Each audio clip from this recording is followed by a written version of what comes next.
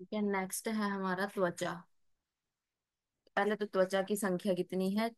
6 मानी है। किस किसने? चरक ने, अष्टांग संग्रह ने, और काश्यप ने।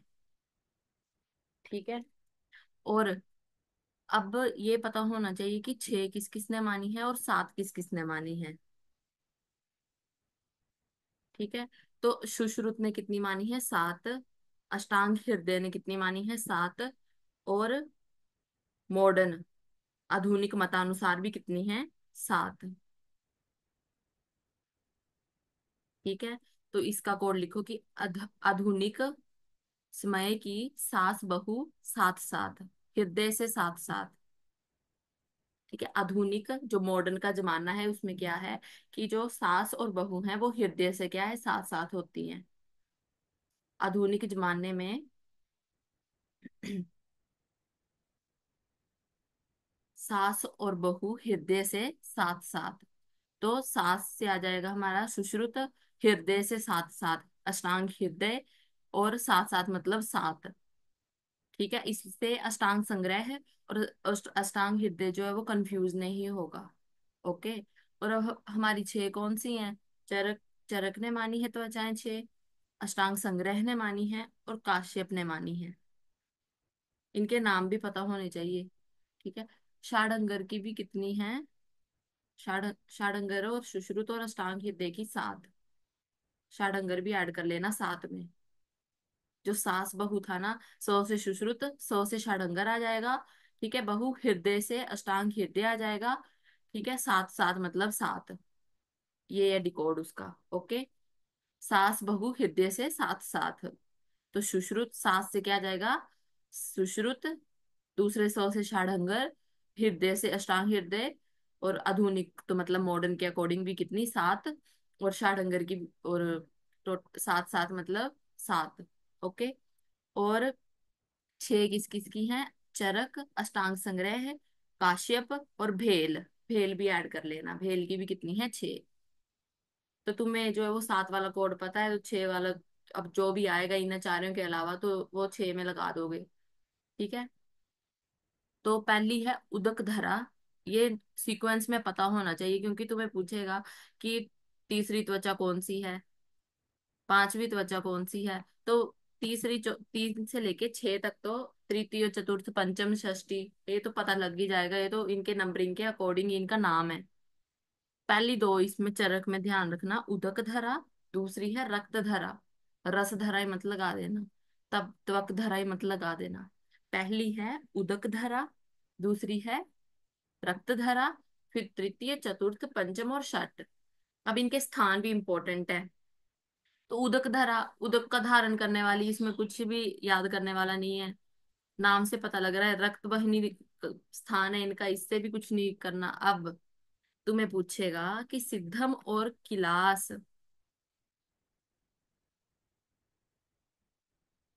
ठीक है।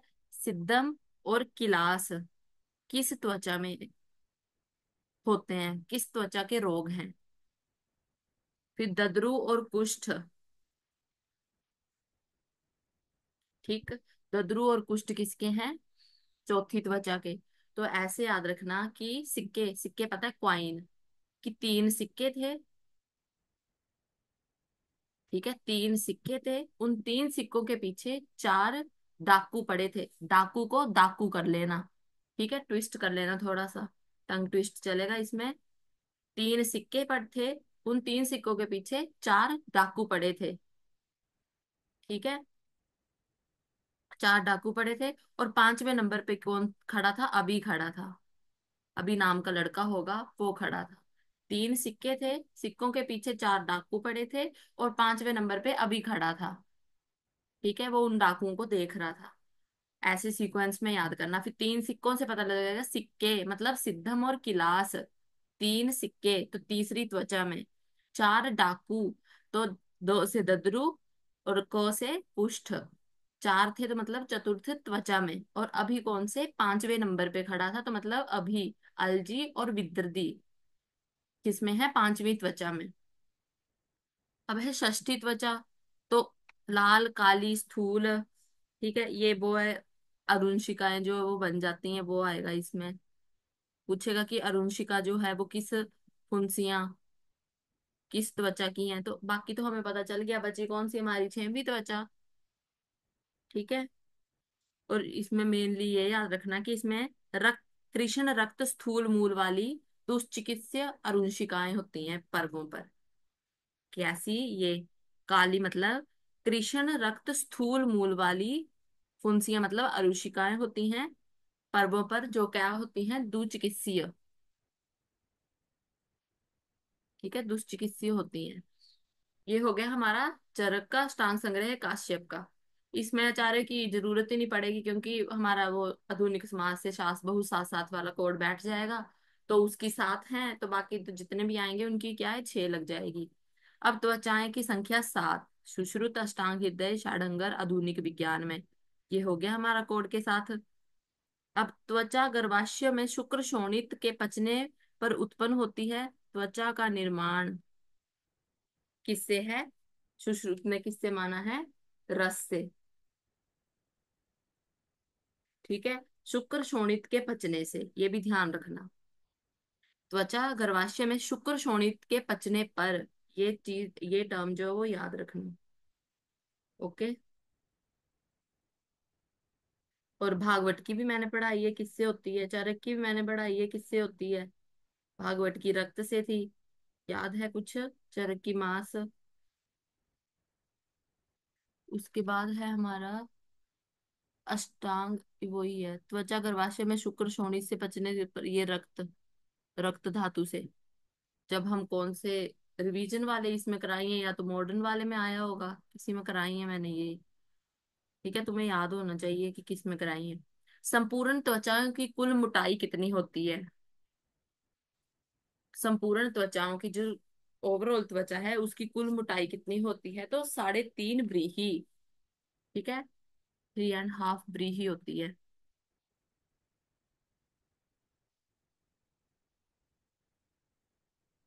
ओके। और दलहन का लिखो। ये तो सुश्रुत के अकॉर्डिंग है कि सभी त्वचाओं की मोटाई कितनी होती है। दलहन का वैसे पूछेगा नहीं, बट अब सुश्रुत से रिलेटेड है दलहन भी, तो हम इसका भी कर लेंगे। सभी त्वचाओं की मोटाई होती है 5 बाय, बता दो,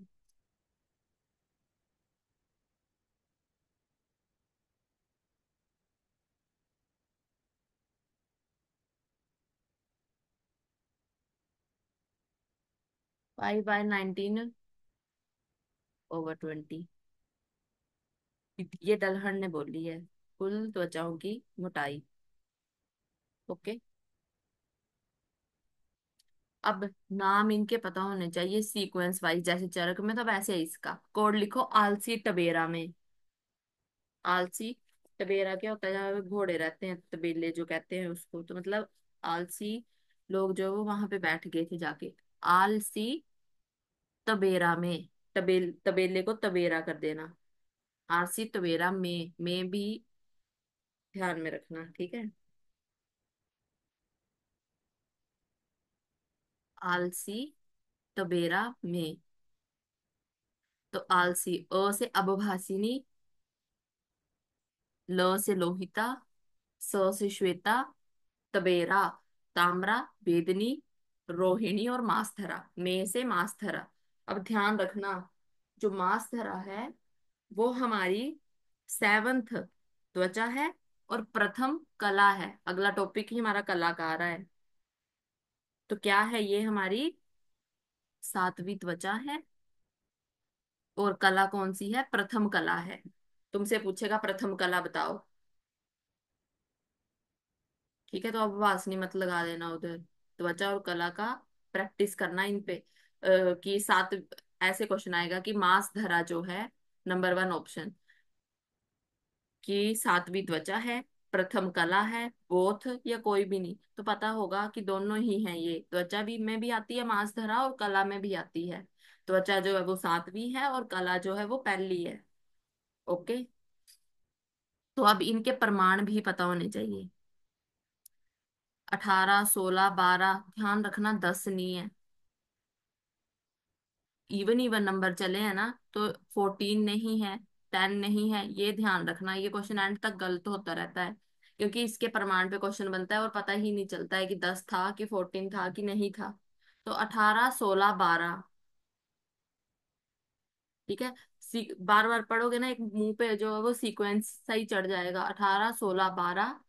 अब तुम्हें मिड पॉइंट बता दूं, देखो पांचवें नंबर पे है बेदनी, तो पांचवें नंबर वाली का प्रमाण भी क्या है, 1/5।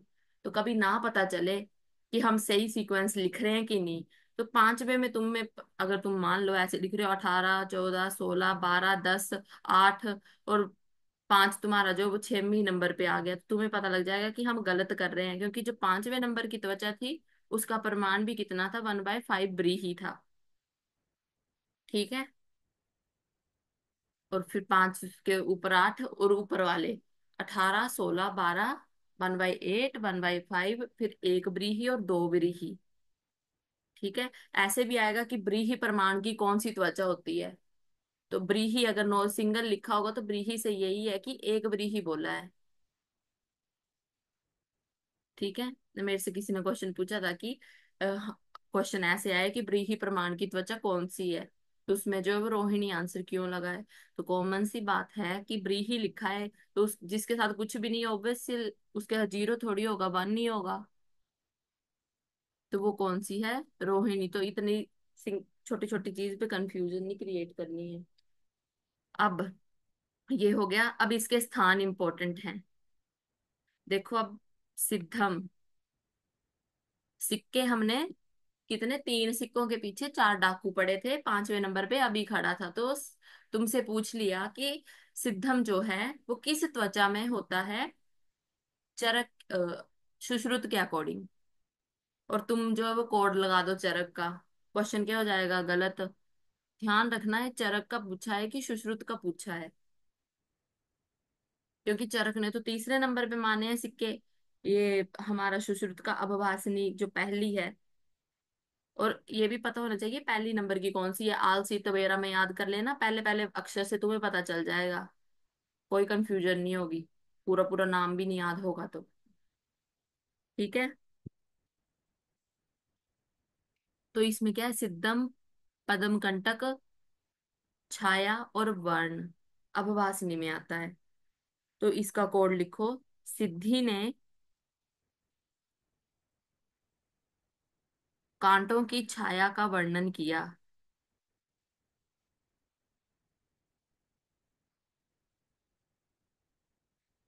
सिद्धि ने कांटों की छाया का वर्णन किया।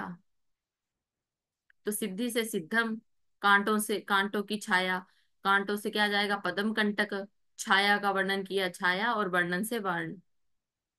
छाया हम पढ़ते हैं प्रभा छाया, वो प्रभा 7 होती है, छाया 5। उसमें भी क्वेश्चन पूछ लेता आएगा, इंद्रिय स्थान में करेंगे हम कि सबसे निकृष्ट छाया कौन सी होती है, सबसे श्रेष्ठ छाया कौन सी होती है। ये तुम्हें मैंने करा दिया हुआ है, वृत्ति प्रिय शरीर में कराया था मैंने। सबसे श्रेष्ठ छाया कौन सी है।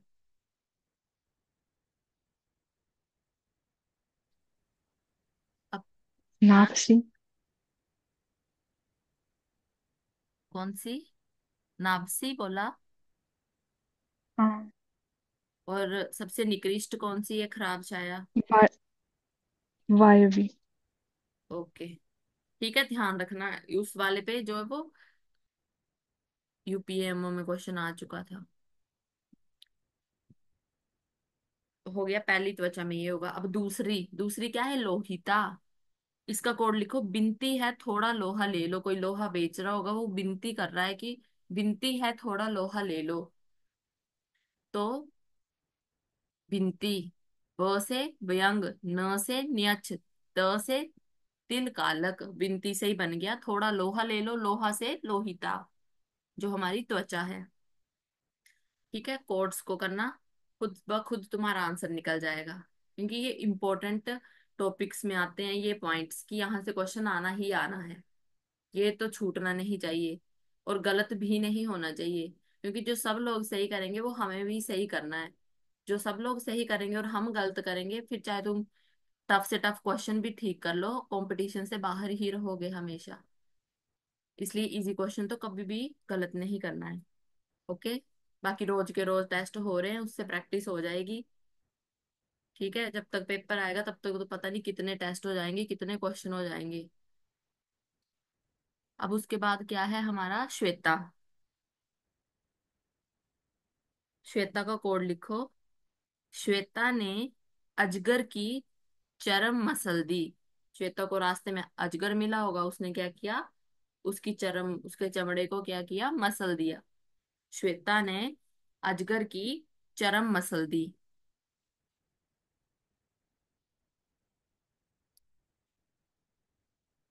ठीक है, तो श्वेता ने अजगर की, अजगर से आएगा अजगल्ली का, चरम मसल दी, चरम से आएगा चरम दल, मसल दी से आएगा मशक। और किसने मसली थी, श्वेता ने। ठीक है, तो क्या क्या किया, अबभासनी की, सिद्धि ने कांटों की छाया का वर्णन किया, विनती है थोड़ा लोहा ले लो, श्वेता ने अजगर की चरम मसल दी। ओके। अब क्वेश्चन कहाँ से बनेगा, ताम्रा और वेदनी। ताम्रा और वेदनी, क्योंकि कुष्ठ दोनों में है। कुष्ठ ताम्रा में भी है, कुष्ठ वेदनी में भी है। मान लो तुम्हें ऐसे दिया है क्वेश्चन कि कुष्ठ किस त्वचा में है, ताम्रा, वेदनी, रोहिणी, मांसधरा, और बोथ का ऑप्शन नहीं है। तो सबसे पहले जिसमें कुष्ठ आया है उस वो प्रायोरिटी लगेगी हमारी। तो क्या हमारी प्रायोरिटी लगेगी, ताम्रा पहले प्रायोरिटी लगेगी।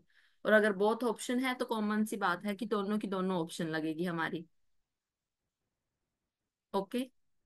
अब इसको कैसे याद रखोगे, ताम्रा में भी कुष्ठ है, वेदनी में भी कुष्ठ है, तो वेदनी में याद करो बेबी। ठीक है, फिर क्या हो जाएगा, हमें ये तो पता है कि फोर्थ फिफ्थ दोनों में कुष्ठ है, हमने एक एक निकालना है। तो वेदनी को बेबी से याद कर लो। वेदनी में क्या है, विसर्प, और मतलब वे से वेदनी, और बी से विसर्प, और कुष्ठ तो है ही है। तो बेबी किस में है हमारा, वेदनी में। विसर्प किस में है, वेदनी में। और अब ताम्रा बचा। ताम्रा में क्या है, गिलास और कुष्ठ। ठीक है, उसके बाद रोहिणी।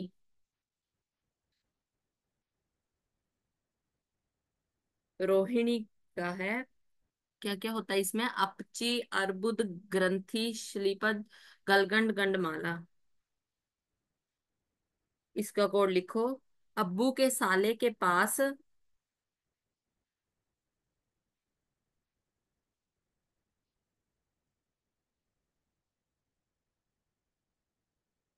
अब्बू के साले के पास रोही ग्रैंड अपची है। ये रोही ग्रैंड जो है वो किसी कार का नाम समझ लेना। ठीक है, अब्बू के साले के पास रोही ग्रैंड अपची है। ठीक है, तो अब्बू से क्या आ जाएगा, अर्बुद, साले से आ जाएगा सलीपद। ठीक है, पास रोही से आ जाएगा ये रोहिणी, ग्रैंड से आ जाएगा गलगंड गंडमाला, और ग्रंथि, तीनों चीजें गो है ना, ग्रैंड ग्रैंड इसलिए यूज किया क्योंकि तीन चीजें हैं इसमें, गलगंड गंडमाला ग्रंथि। अप अपची है मतलब अपची। ठीक है, अब्बू के साले के पास रोही ग्रैंड अपची है। उसके बाद मास धरा, तो अर्शविद भगंदर, चाहे इसको कोड के तौर पे कर लो, अर्शविद भगंदर। ये अर्श को विद किया तो भगंदर हो गया। बड़ी बड़ी जो अर्श है, भगंदर है, विद्रधि है, वो किस में है, माश धरा में। अर्श विद भगंदर। ओके, तो ये होगी हमारी कला।